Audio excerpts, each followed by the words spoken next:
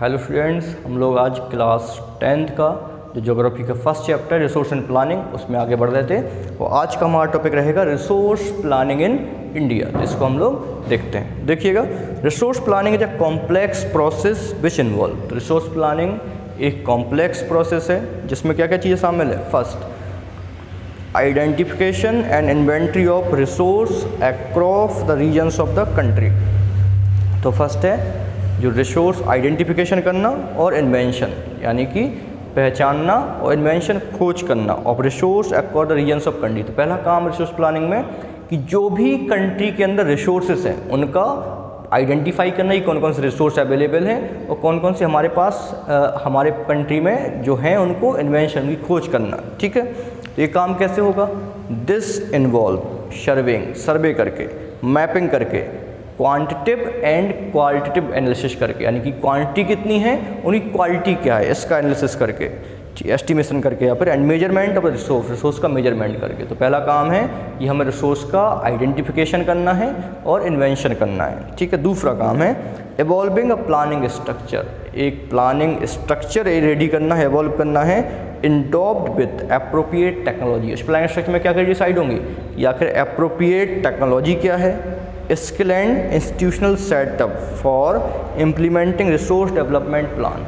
जो resource development plan है उनको इम्प्लीमेंट करने के लिए हमें कौन सी टेक्नोलॉजी चाहिए, कौन सी स्किल चाहिए, इस पे काम अपन को करना है। ठीक है, तो पहला काम है कि रिसोर्स का इन्वेंशन करना, आइडेंटिफाई करना। दूसरा काम है कि जो रिसोर्स अवेलेबल हैं उनकी क्या टेक्नोलॉजी है, उनको यूज करने के लिए क्या टेक्नोलॉजी चाहिए और क्या स्ट्रक्चर चाहिए। ठीक है, उसका प्लानिंग स्ट्रक्चर क्या है, उसकी टेक्नोलॉजी क्या है, इस चीज़ पे अपन को काम करना है। तीसरा है matching the resource development plan with overall national development plan. और जो हमने अपना डेवलपमेंट प्लान बनाया है उसको नेशनल डेवलपमेंट प्लान के साथ मैच करना है। कहीं हमने जो प्लानिंग स्ट्रक्चर बनाया है वो नेशनल डेवलपमेंट प्लान के जो पॉइंट हैं उनके अगेंस्ट तो नहीं जा रहा है, कहीं हमारा डेवलपमेंट प्लान ऐसा नहीं है जो कि सस्टेनेबल ना हो, एनवायरनमेंट को हार्मफुल करने वाला हो। तो इन चीज़ों का अपन को डेवलपमेंट प्लान बनाने से पहले ध्यान रखना है। ठीक है, India has made concerned efforts for achieving the goals of resource planning right from the first 5 year plan launch after independence. India has made concerned effort. ठीक है, इंडिया ने कंसर्न यानी कि खूब एफर्ट किया for achieving the goals of resource planning right from the first 5 year plan after independence. तो independence के बाद जो फर्स्ट 5 ईयर प्लान 1951 से बना, तब से लेके लगातार रिसोर्स प्लानिंग का जो गोल है उसको अचीव करने के लिए खूब कोशिश की कि हम जो हमारा जो गोल है उसको हम अचीव कर सकें। The availability of resource is a necessary condition for the development of any region. ये बात सच है कि अगर हमें किसी भी एरिया का डेवलपमेंट करना है तो वहाँ पे रिसोर्स का प्लानिंग होना बहुत ज़रूरी है। और पहली चीज़ तो है कि रिसोर्स की अवेलेबिलिटी हो, रिसोर्स होगा ही नहीं तो प्लानिंग कैसे करेंगे। तो किसी भी रिसोर्स के किसी भी एरिया के डेवलपमेंट के लिए वहाँ पर रिसोर्स की अवेलेबिलिटी सबसे नेसेसरी थिंग्स है। But mere availability of resource in the absence of corresponding change in technology and institution may hinder development. But मेरा अवेलेबिलिटी रिसोर्स, मेरा मतलब ओनली, लेकिन कल रिसोर्स की अवेलेबिलिटी है तो उतने अकेले से काम चलने वाला नहीं है। हमारे पास रिसोर्स की अवेलेबिलिटी के अलावा जो उनको रिसोर्स की यूज करने वाली टेक्नोलॉजी है उनका होना भी बड़ा ज़रूरी है। There are many regions in our country. हमारी कंट्री में बहुत सारे ऐसे रीजन्स हैं that are rich in resources, जो कि रिसोर्स के मामले में रिच हैं। There are many regions in our country that are rich in resources but these are included in economically backward regions.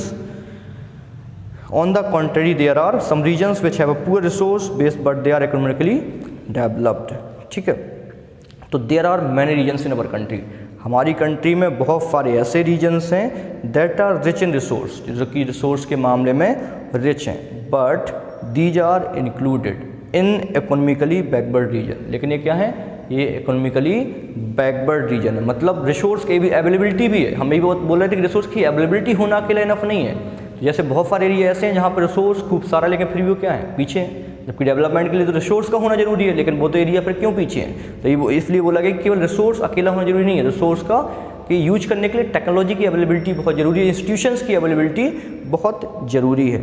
तो on the contemporary there are some regions, जबकि कुछ regions कैसे हैं which have a poor resource, जहाँ पर resource कम है, poor है, but they are economically develop, लेकिन वो रीजन इकोनॉमिकली डेवलप है।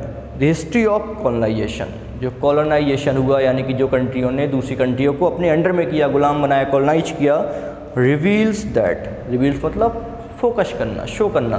तो जो कॉलोनाइजेशन का जो टाइम था वो इस चीज़ पे फोकस करता है कि रिच रिसोर्सेज इन कॉलोनीज, जो कॉलोनीज में जैसे इंडिया में रिच रिसोर्सेज थे, तो या किसी भी कंट्री को जैसे कॉलोनी बनाई गई तो क्यों बनाया गया, इसलिए थोड़ी बनाया कि उस कंट्री में हमें कुछ काम करना, डेवलपमेंट करना, इसलिए बनाया गया जिससे कि उस कंट्री के रिसोर्स का हम यूज कर सके, दूसरी कंट्री यूज कर सके, इसलिए उन्होंने बनाया। तो वही बोला गया कि history of colonisation reveals that, इस चीज़ को शो करती है, इस चीज़ पे फोकस करती है कि रिच रिसोर्सेज इन कॉलोनीज, जो कॉलोनीज में रिच रिसोर्सेज थे, were the main attraction for the foreign invaders, जो विदेशी लोग थे उन्होंने, उनका मेन रीजन था जिस वजह से उन्होंने किसी कंट्री कॉलोनी बनाया, उसके रिसोर्स थे, ठीक है, उनके। It was primarily the higher level of technology development of the colonising country that help them to exploit resources of other regions and establish their supremacy over the colonies. It was primarily the higher level technology development. तो जो colonial country थी उनके पास higher technology development होने की वजह से उन्होंने क्या किया, जो कॉलोनाइजिंग कंट्री हैं वहाँ के उनके रिसोर्स को एक्सप्लॉइट किया और उन कॉलोनीज में अपनी सुप्रीमेसी इस्टेब्लिश की। जिन कंट्रियों ने दूसरी, जैसे ब्रिटिश ने इंडिया को क्या किया, अपने कॉलोनाइज बनाया, तो उन्होंने उनके पास जो टेक्निकल डेवलपमेंट है उसकी हेल्प के मीडियम से उनके रिसोर्सेज का यूज किया और अपनी सुप्रीमेसी वहाँ पे इस्टेब्लिश की। जैसे हम लोगों ने अभी पढ़ा था इंडस्ट्रियलाइजेशन चैप्टर में कि वहाँ पे जो कॉटन था, ठीक है, उस कॉटन के यूटिलाइजेशन ने इतने बढ़िया तरीके से किया कि उस रॉ कॉटन का यूज किया और एक अर्निंग का बहुत अच्छा मीडियम उनका बन गया, तो रिसोर्स का डिप्लेशन उनके द्वारा किया गया।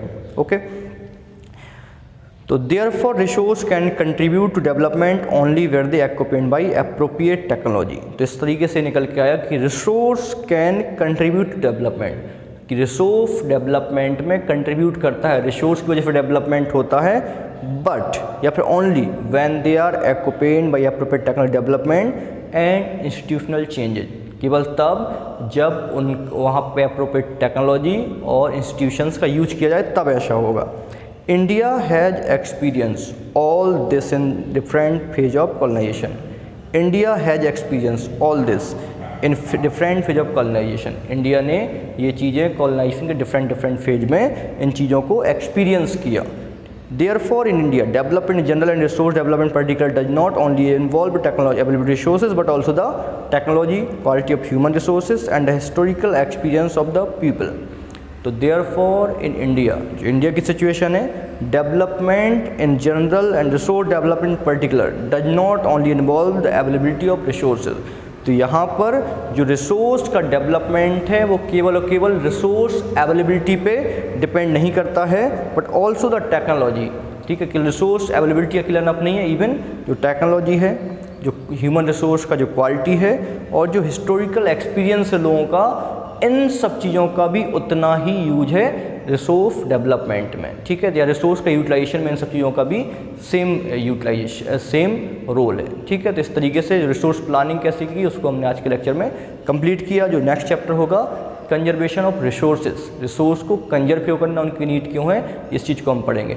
तो आज के लेक्चर में इतना हमें समझ में आ गया कि केवल रिसोर्स की अवेलेबिलिटी अकेला होना इनफ नहीं है, उसकी प्लानिंग जरूरी है। प्लानिंग कैसे होगी कि अवेलेबिलिटी के अलावा उसके लिए अप्रोप्रिएट टेक्नोलॉजी क्या चाहिए, ये उतना ही ज़्यादा जरूरी है जानना, और दूसरा उनके लिए कौन से इंस्टीट्यूशंस चाहिए, ठीक है, तभी रिसोर्स पॉसिबल है, तभी रिसोर्स का डेवलपमेंट पॉसिबल है। रिसोर्स की अवेलेबिलिटी अकेला इनफ नहीं है, ठीक है। आज के लेक्चर की इतना, कल हम लोग कंजर्वेशन ऑफ रिसोर्सेज पढ़ेंगे। इस लेक्चर के रिगार्डिंग जो भी डाउट हो कमेंट बॉक्स में बाय मैसेज बाय कॉल आप लोग क्लियर कर सकते हैं। Okay, thank you so much.